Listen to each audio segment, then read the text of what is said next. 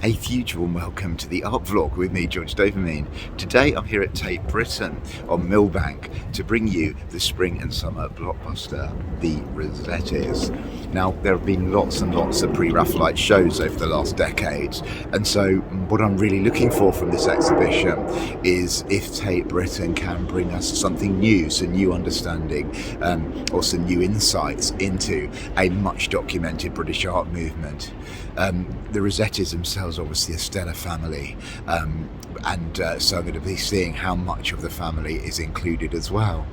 This show is on until the 24th of September. It's £22 to get in, so it's a blockbuster price. And I know quite a few of you may be Pre-Raphaelite fans and be thinking of coming to this exhibition. It's certainly popular. I noticed tomorrow, which is Saturday, it's sold out in lots of time slots. So come and join me as we head inside and explore this show.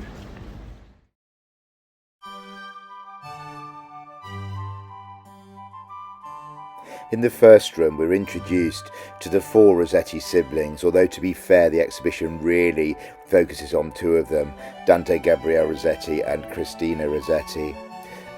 There's some excellent and innovative curation. The first room, I should say, is all about Rossetti's poetry, really, and as well as the poems being printed on the wall, if you stand on certain pods, your ears are flooded with actors reading her poems. It's really special, actually, and you can move from pod to pod, and the way they've done it, it comes into your ears, and then it leaves as you leave the pod. And we also get a hint of the closeness between Dante Gabriele Rossetti and his sister in this painting, where she's used as a model. In the second room, we see the development of Dante Gabriele Rossetti as a quote-unquote modern Raphael. We get to see some smaller pictures from his very early years, some as young as 16, where we see his fluid and spontaneous brushstrokes and really interesting subject matter. He was clearly engaged with the chaotic Victorian London that he lived in.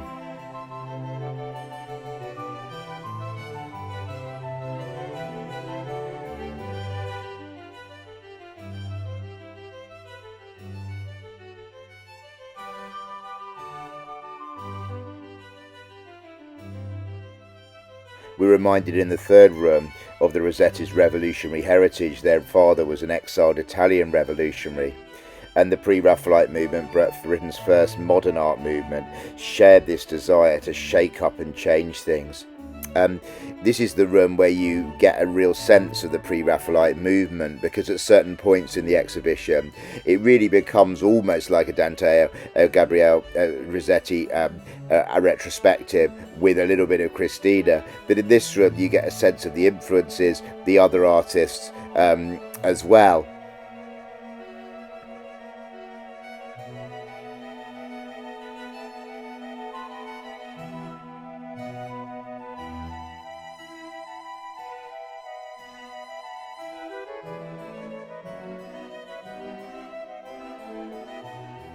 We also get to see Gabrielle's first Pre-Raphaelite work, The Girlhood of Mary, Virgin, which consists of Christina as Mary and is painted, as you can see, in a self-consciously medieval style. We also see William Holman Hunt in one of his early Pre-Raphaelite works. And the Old and New Art section explores how the Pre-Raphaelites got their influences and focuses especially on Dante and medieval Italian poetry, which was obviously brought into their house by the Rossetti's parents and was an incredibly strong influence.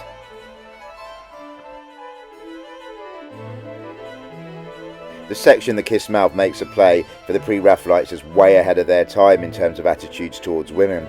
It points us in the direction of Christina Rossetti's feminist masterpiece Goblin Market, and then it takes us to Gabrielle's last big Pre-Raphaelite work, Found, which was going to explore ideas of sexual fall and redemption.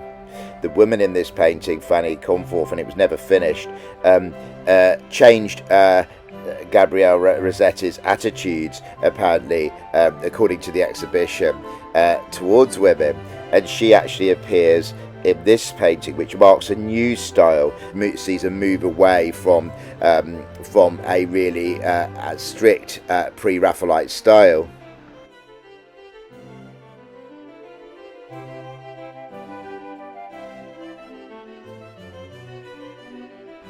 one of the big claims in the show is to focus on Elizabeth Siddal as an artist.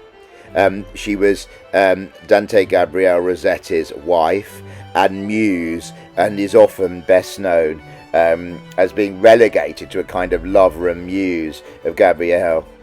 And here we're able to see her own artwork and able to explore the artistic relationship between Siddal and Gabriel as artists as well as people. And I found this show really interesting. Rossetti kept Siddal's work in an art book after her untimely death, and apparently referred back to it for inspiration at different times in his life. And it was really interesting for a big room of the exhibition to give this focus to Siddal as an artist. The beautifully designed room, the House of Life, is typical of the really creative curation which I enjoyed in this exhibition, and it focuses on the unconventional for the time domestic arrangements of the Pre-Raphaelites. Christina and Maria chose a single life. Elizabeth, Siddal and Gabriel Rossetti came from very different classes, and this exhibition focuses on that through a lovely design.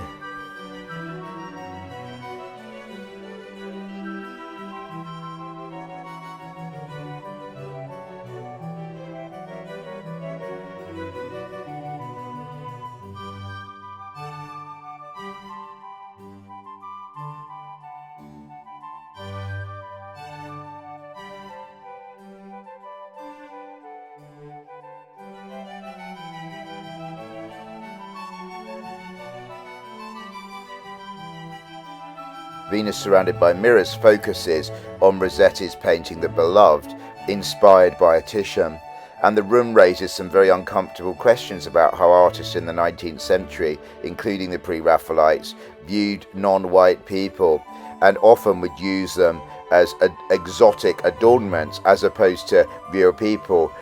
Gabriel found this boy, for example, on the street and had to negotiate his time as a model with someone who was called quote unquote the master, or his master.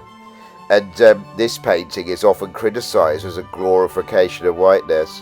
So it was an interesting room for providing that 21st century understanding. The room Poetic Portraits it was funny actually, because this is where I overheard a fellow art lover sigh and say finally, because this room and the room after Obsessions is where you get to see some of the ginormous Gabriel Rossetti pictures.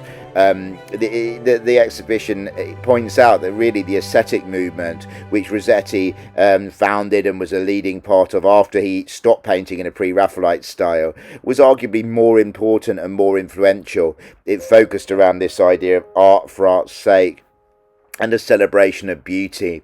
He called his models stunners, and there's obviously, as a modern art viewer, I'm slightly uncomfortable at the kind of, despite his progressive views in lots of ways, the sort of objectification. This painting coming up is a classic example of that, because it has two models. The head is modelled by a named model, and then the body is it's called Cook, and he's just chosen the body to express his vision of beauty.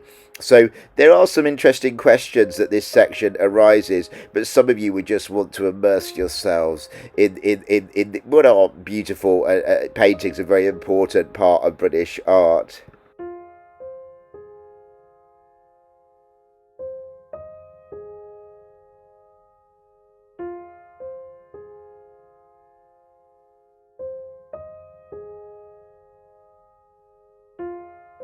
And the final room, Obsession, again looks at another muse of Rossetti, Jane Burden, who became Jane Morris when she married William Morris. Rossetti met her in sort of relatively old age when she was 18 and became her lover, and some of these are some of the most famous Rossetti paintings I'll just let you have a look at.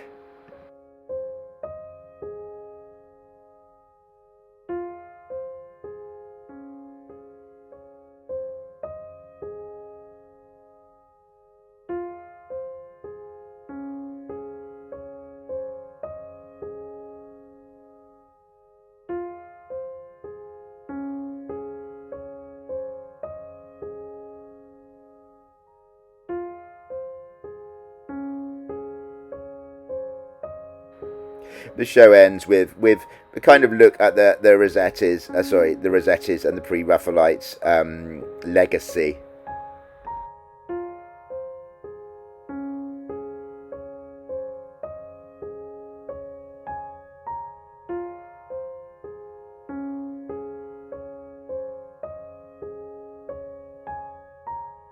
So I hope you enjoyed that sneak peek there into the exhibition, the Rossettis, Tate Britain's Spring and Summer 2023 blockbuster. We have incredibly exciting news. She wasn't in the introduction, but PJ Arthur is making a return to the art vlog. Hi PJ. Hi everyone, nice to see you all. Really interesting to hear PJ's thoughts in a minute, because she knows a lot about the Pre-Raphaelite movement, being a native of Oxford. I thought the show was interesting, and I'll come on to why I didn't think it was an amazing show in a minute, but I did enjoy it. My issue was that by calling it the Rossettis, it was purporting to be a kind of overview of the whole family, and it certainly did with Dante Gabriel and Christina Rossetti, but in lots of ways, in terms of the art, it was actually a Rossetti retrospective in all but name, although there were attempts to bring other artists in as well. What did you think, PJ? Well, I enjoyed it. I think I enjoyed it maybe more than you did, George, on this occasion.